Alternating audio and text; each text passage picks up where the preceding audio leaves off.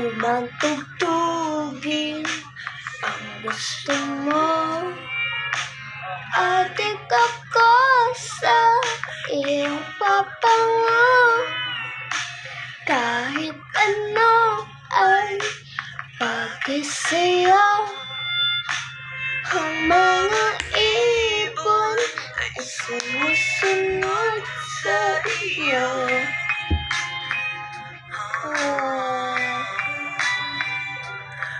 Parang bikato, oh,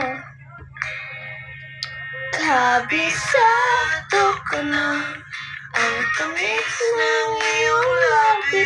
Kabisado ko na ang oras ng iyong uwi.